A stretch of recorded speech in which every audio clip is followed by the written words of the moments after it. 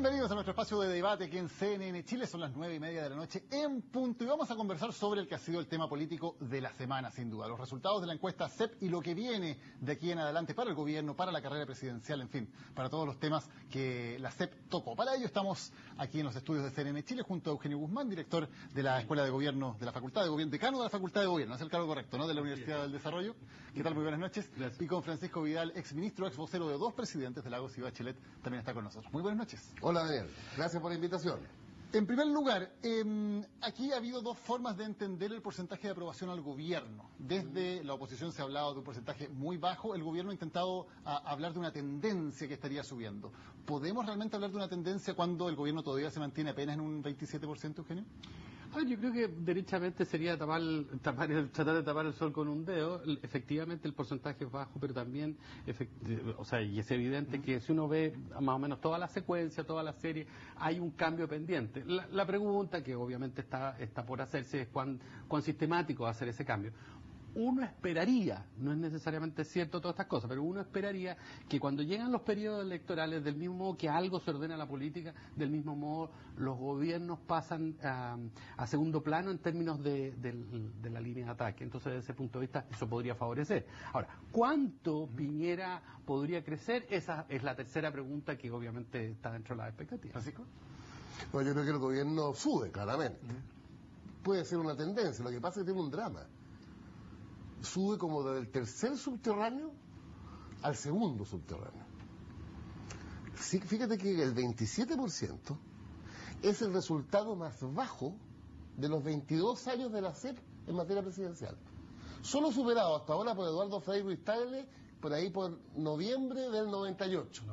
Claro, O sea, subiendo 4 puntos, el gobierno aún es el más bajo, el 27% de todos los gobiernos desde 1990. Ahora, ¿cómo se explica que esto pase cuando uno ve las cifras económicas? Y las cifras económicas son objetivamente buenas. Tenemos un 5,5% de crecimiento, tenemos un desempleo que está bastante controlado en medio de un escenario internacional que es adverso. Y aún así, incluso la aprobación del manejo económico es también del 27%.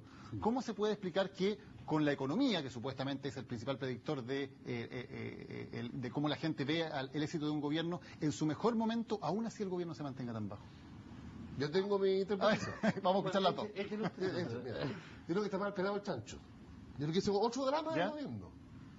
Que la economía ha crecido en forma espectacular. 6% en 2010, 6,1% en el 2011, vamos para el 5% este año. Los 700.000 empleos. No quiero entrar al debate del Andrea Repeto. Ya. Tú ves el comercio. Pero está mal pelado el chancho. Porque fíjate que tú hiciste la pregunta de la evaluación de la economía, 27. Pero hay una cosa más dramática en otra pregunta, en otra respuesta. Los que dicen que la economía está bien es el 21%. Los que dicen que la economía está mal es el 31%. Claro, mi impresión que el patrón de crecimiento es espectacular, pero el patrón de distribución es pésimo, para que nos entiendan nuestros televidentes. Crecimiento significa que aumenta el ingreso, sin discusión. Pero ese ingreso que aumenta, si nos vamos a la última que hacen, el 10% más rico, los que estamos acá, nos llevamos el 40% de ese incremento del ingreso. Y si le subo el otro 10% y me voy al 20% más rico, nos llevamos el 58%. ¿Eugenio? Claro, pero a ver, ¿correcto lo que digo? No, estoy de acuerdo. O sea, pero fíjate tú que hay dos cosas interesantes. Primero, el lado de la encuesta. El lado de la encuesta, tú dices, hay un cambio bastante más notable que la aprobación del gobierno, que tiene que ver, ¿no es cierto?, con el porcentaje de personas que dicen que piensan que el país está progresando. Y va a estar mejor. Y probablemente va a estar mejor. Otra cosa es el tema, entonces por lo tanto la gran paradoja es esta la que tú mencionas. Pero por otro lado está el gobierno, o más bien dicho la evaluación del presidente, que todavía está bajísima, realmente es esto un subterráneo, ¿ya? Pero sin embargo, entonces por lo tanto las causas de eso no habría que buscarlas necesariamente en la economía. Porque también es cierto que la distribución del ingreso no ha cambiado en 20, ni 30, ni 40 años. Sí. Ahora, yo creo que un poco esto pensando este tema de malestares o de los... Leí tu libro, a propósito. ¿Leíste mi libro? Sí, claro. Sí, por lo menos que hubiera esperado un amigo. Aprovecho que hacer una publicidad del libro, ya que que toda esta cosa que pasa es un malestar pasajero y no contra la esencia del modelo. Bueno, dejemos que la gente lea el libro y saque sus propias conclusiones. Eugenio, pero a lo que iba yo, mire, si no es la economía el factor, es la política. Es la política, pero si los ministros están bien evaluados, muchos de los ministros están muy bien evaluados y el presidente está mal, ¿no es un problema finalmente un poco personal de feeling de la gente con el presidente Piñera? Bueno, hay mucho de eso, o sea, si tú ves la confianza aún, y probablemente la estrategia que tiene que afinar Piñera tiene que ver cómo mejora el grado de confianza que tiene la gente que percibe sobre él, el grado de acercamiento, y hay varias preguntas en ese sentido. Le da confianza, probablemente es imposible. Le da confianza 29%, lo siente cercano 18%. Exactamente. Son cifras realmente muy malas y que no parecen cambiar. Exactamente, y o sea, si tú te fijas, de alguna manera es cierto lo que dice Francisco en el sentido que en términos de los crecimientos no son parecidos, pero eso siempre ha sido igual. Pero hoy día tenemos menos desempleo, la gente está consumiendo más, y los autos no se compran solamente en el barrio alto. Y yo creo que hay una cosa más profunda que tiene que ver, es que la gente cada vez está separando, a mí, de modo de ver un poco, no es bueno eso para la sociedad, entre lo que es lo privado y lo que es lo público. Y desde ese punto de vista se están separando esos dos ámbitos. Ahora, si los ministros son el principal elemento, el principal activo que tiene este gobierno, ¿qué pasa cuando inevitablemente, tarde o temprano, mañana o en un mes más o en 5 meses más, varios de esos ministros mejor evaluados se van a ir a carreras senatoriales o a la carrera presidencial? ¿Se acaba el gobierno cuando se vayan, por ejemplo, Alamán y Goldborn a la carrera presidencial? Y capaz que otro, o sea, perdona Francisco que te interrumpa. Se acaba en un régimen presidencial como este. Pero se acaba en términos de liderazgo. El gobierno ya es pato cojo, en mi opinión. Porque está viviendo una crisis tremenda. Debe ser muy fregado para el presidente y su equipo. Yo asocio con mi época, con las tasas de crecimiento, con el empleo. Ha tirado toda la carne a la parrilla. 7%, postnatal, ingreso ético familiar, bodas de oro, bono para las mujeres. Y con todo eso, que es pirotecnia, pero de verdad. O anuncios verdaderos también, y obras verdaderas también. No es mentira, todo eso es verdad. Y en buena hora se hizo. Pero mira, con toda la carne en la parrilla, porque ¿qué más? ¿Crecer al 8? No. ¿8 bodas de oro? No. Es un gobierno que está en su fase terminal. Entonces, no veo por dónde. Yo he escuchado mucho, que escuchaba la Rulé contigo y la Mónica, que él está en la tesis de lo que le pasó a Bachelet. Bachelet tuvo una medianía, por así decirlo, en los primeros 2 años y después despegó, para qué decir, en el 2009. En esta misma encuesta y en la de Marc. Llegó a 70. Entonces, pero Bachelet nunca, fíjate que el peor resultado de Bachelet en esta encuesta es el 69%. De la época del Transantiago. Exactamente. O sea, en el peor momento, tiene 12 puntos más que el presidente Piñera. El dato exacto es 39%, muy buena memoria, Francisco Vidal, en noviembre y diciembre del 2007, o sea, meses después de que se implementó el Transantiago. Ahora, pero si tú te pones a pensar, o sea, volviendo un poco a la pregunta, claro, tú puedes decir, mire, y que desde ese punto de vista uno podría decir que el gobierno está pato cojo hace harto rato. Pero yo ahí creo que no... Es que yo lo veo súper activo el gobierno. Es que espérate un poco, pero sin resultado. Porque la teoría del pato cojo no se cumple con Bachelet, precisamente por lo que tú dices. Sí, claro. O sea, sucede todo lo contrario, Bachelet sube. Entonces, algo están pasando muchas cosas. Van a pasar más después de la elección esta con voto voluntario. Exacto. Ya, imagínate los enredos.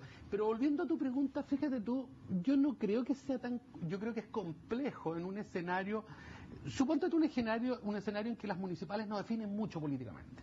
¿Ya? O sea, no va a pasar mucho. Ya, pero suponte tú... Sí. Bueno, tú tienes una disyuntiva respecto a qué ministros se van a la presidencial o qué ministros retornan a la política. Y en consecuencia la situación puede ser un poco más compleja. Vamos a hablar, tenemos que hacer una pausa, pero a la vuelta vamos a hablar precisamente de esto. ¿Qué pasa con los presidenciables en la alianza y qué pasa con los presidenciales en la concertación? La presidenciable. Ah, bueno. No. Vamos a ver, hay varios en carrera. Pausa y volvemos con el debate aquí en CNN Chile.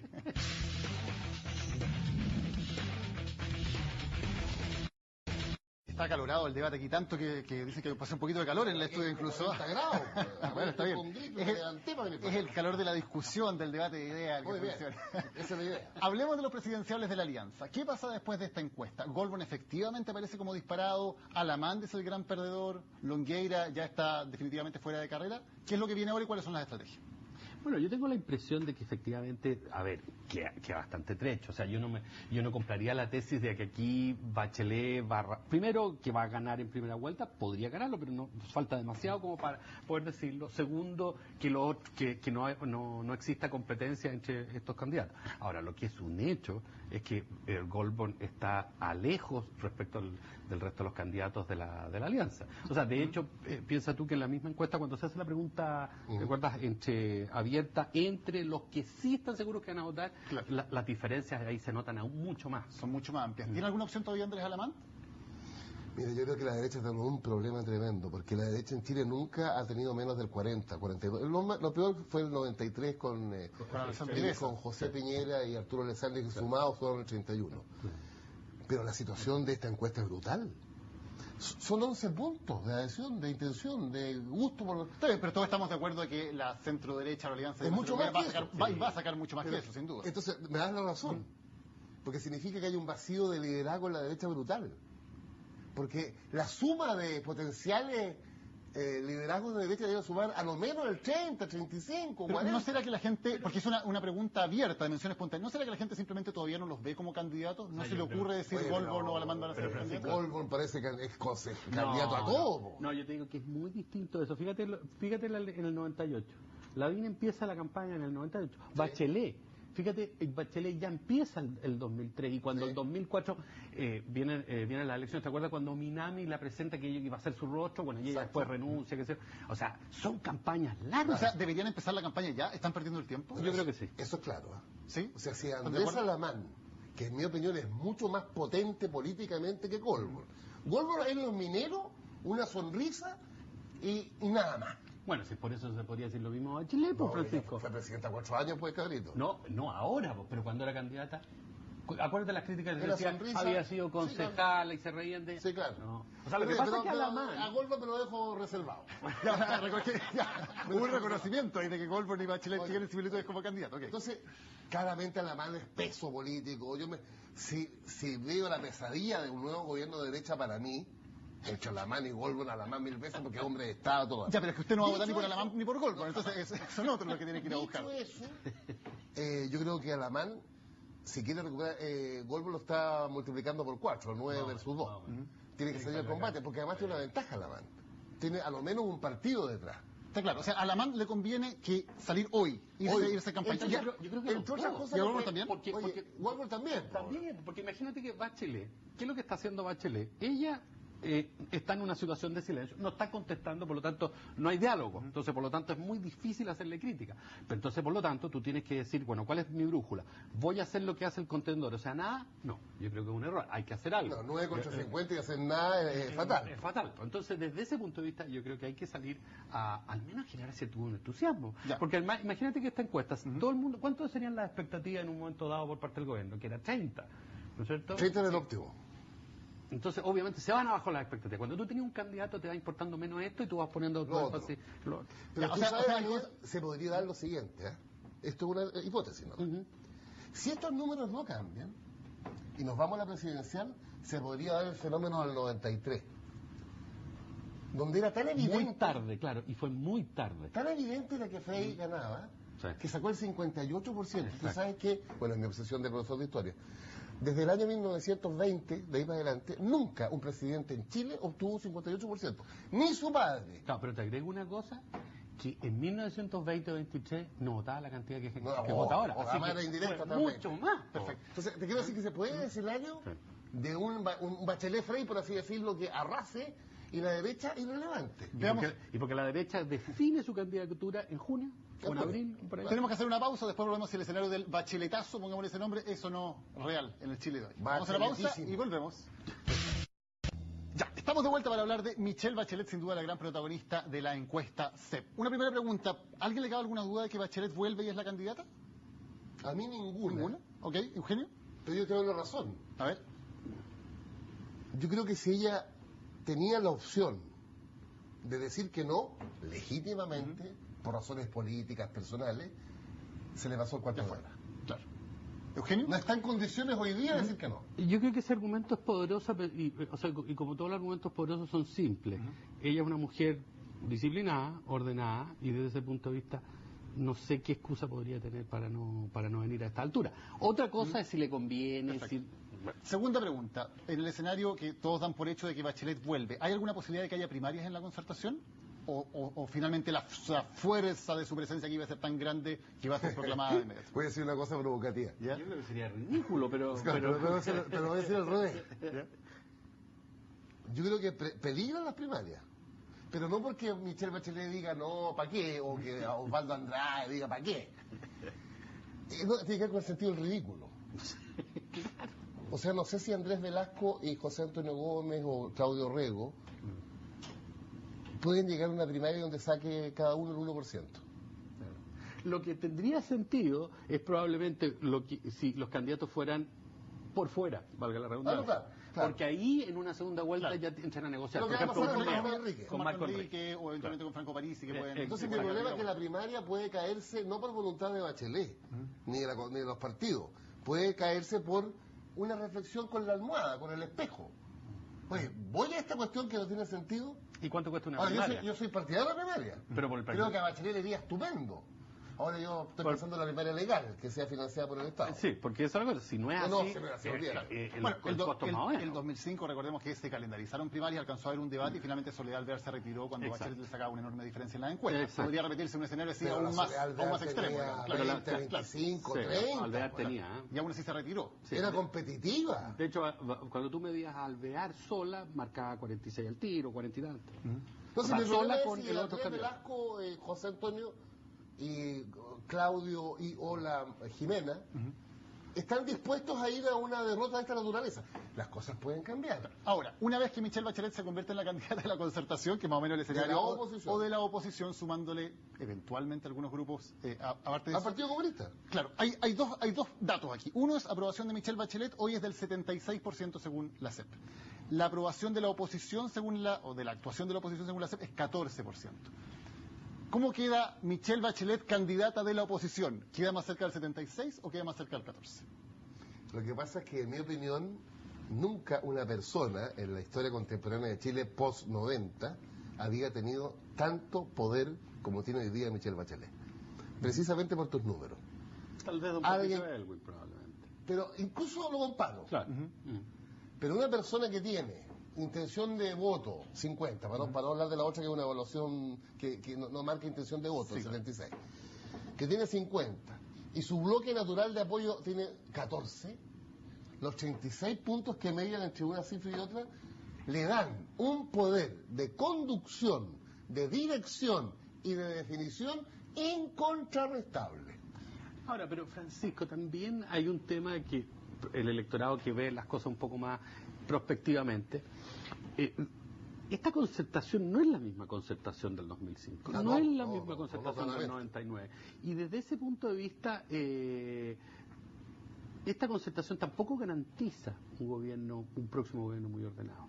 O sea, quizás lo que se vino a instalar ahora, lo que se inaugura como ciclo de más convulsión, de más complejidad, obviamente lo vamos a ver con Bachelet. Y eso el elector probablemente lo va a percibir. Ahora, de cualquier modo, yo creo que se más acerca al 30. Francisco, Eugenio, muchísimas gracias por este acalorado debate que nos estudió de CNN Chile. Se nos acabó el tiempo, lamentablemente estamos en vivo. A las 10 de la noche vamos con el CNN Prime, así que tenemos que... ¿Cómo va la UISA? Eso lo voy a decir, estamos en este momento 0-0 y ojo, Neymar se perdió un penal. Se los cuento nomás, la información en detalle en CNN Prime en un ratito más. Que estén muy bien. Muy buenas noches. Ya, chao.